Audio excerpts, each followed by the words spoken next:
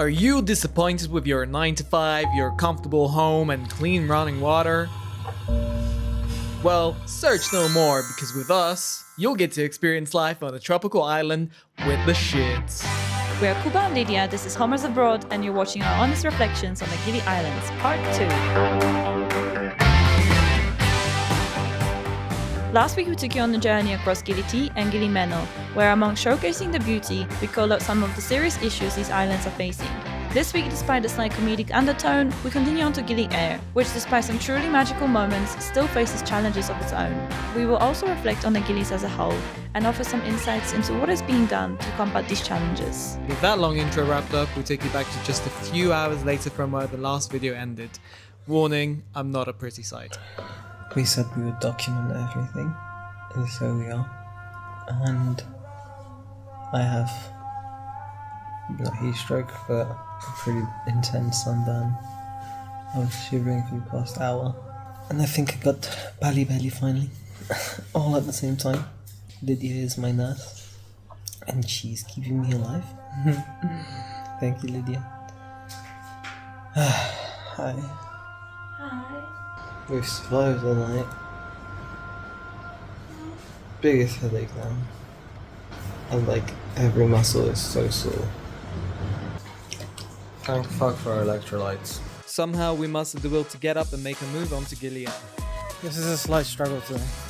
I have no energy and no sleep. But the backpack's on. Another day, another boat. Both feel a bit poopy. But we're here. We're gonna get there and stay there. Thanks for that, Lids. Super insightful. Please mind the gap between the sand and the rope.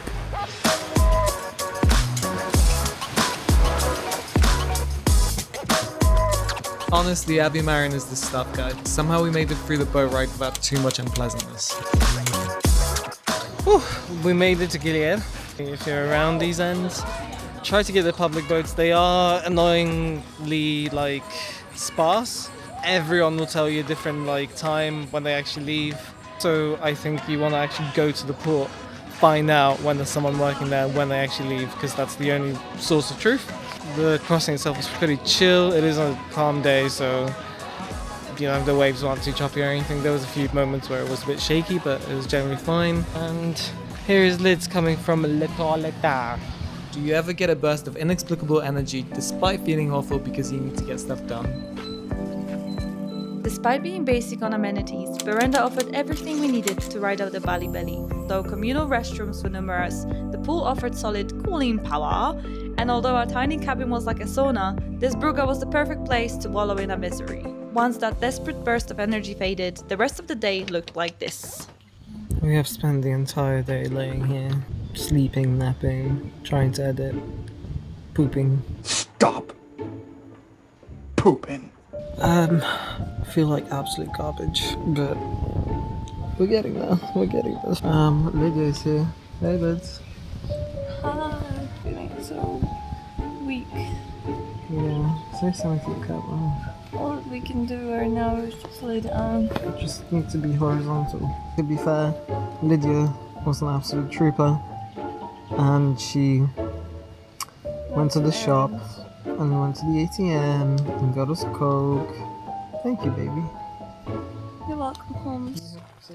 I wasn't feeling as bad as Kuba. I think Kuba had proper heat stroke and now he's having some stomach problems as well. His skin is so red and hot. He's a lobster. Homer. This is where I'm dying. And this is how the world feels today. Send help. Who let us go around the world by ourselves? We shouldn't be unsupervised.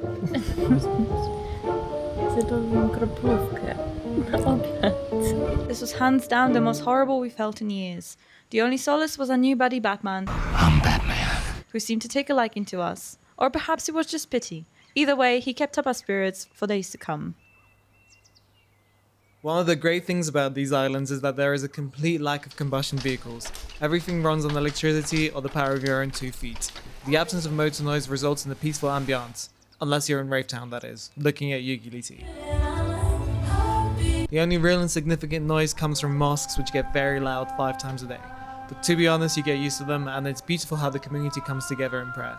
Feeling a little better, we rented some bicycles for the grand price of 70k for 2 days, which is an absolute steal if you look past my pedal, which kept falling off. But we are back to life mostly.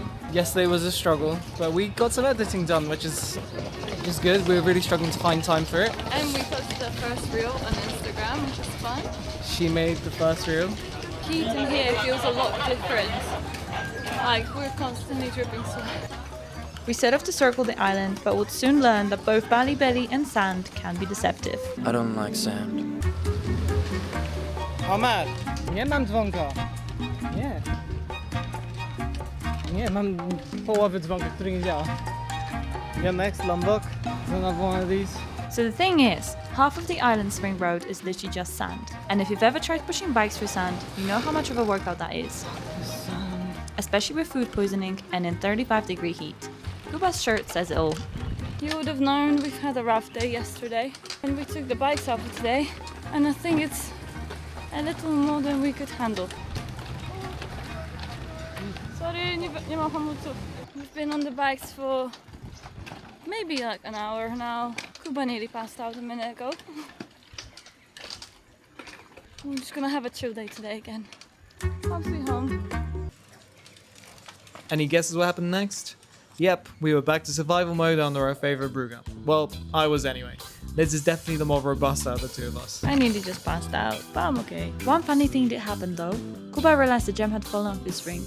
He wasn't sure, but everything pointed to the saltwater pool he swam in the day before. Donning his snorkeling mask, he meticulously combed the pool to a fro. And believe it or not, no way! He did it!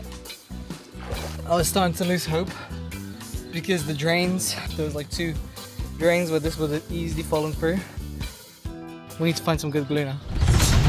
Our time on the Gilis was quickly coming to an end, so despite feeling like I had been chewed, spat out and stepped on, there was no way we were leaving without doing what we came for. The sea was choppy, but the sunrise promised otherworldly views below the surface, and it did not disappoint. The turtles enjoy their breakfast here most days, and those willing to wake early enough reap the rewards.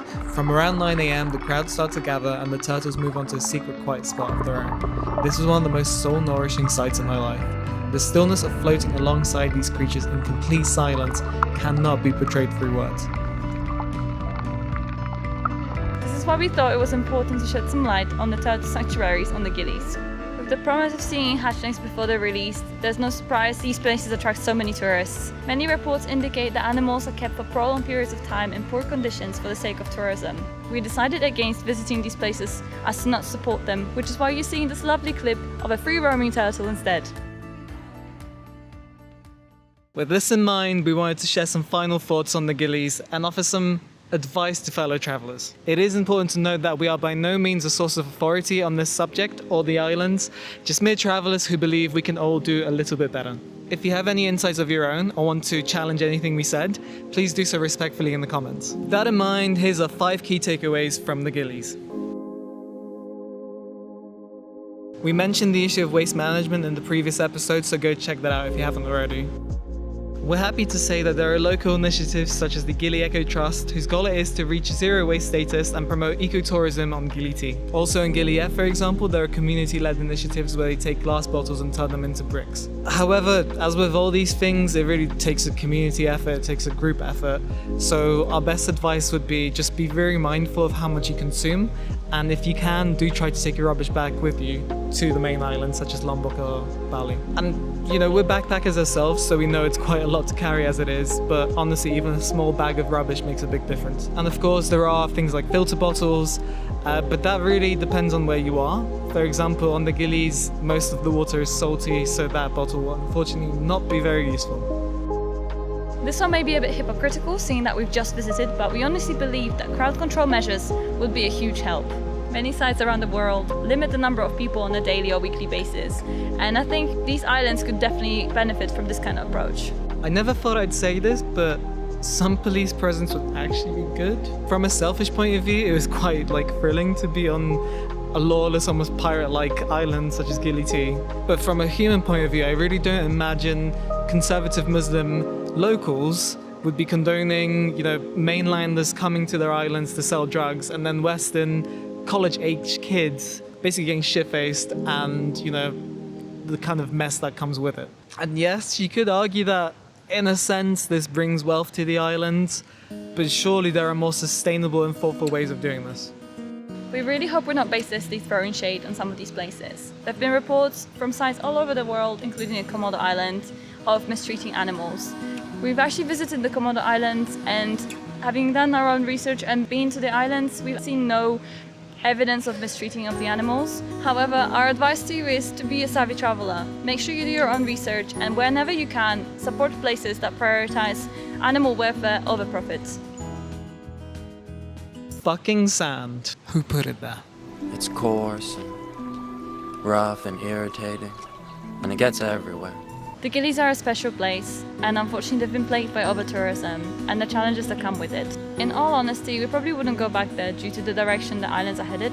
It's a little too heartbreaking to witness, but with some mindful changes, there's still opportunity for the islands to become a true paradise once again, both for the tourists and for the locals. And it's so important to find that balance once again. And with that, this week's episode comes to an end. Whether it's the highs, the low, or the absolute brain rot, we really enjoy sharing this journey with you. Please like and subscribe to stay in the loop for the next one in a couple of weeks. Spoiler, we didn't quite realize how unwell Kuba actually was until we got to Lombok. Okay, we're signing off. We hope you all managed to find something that makes you smile wherever you are in the world. All it takes is to look up from your phone, empty your mind, and just watch the world pass for 5 minutes. Bye.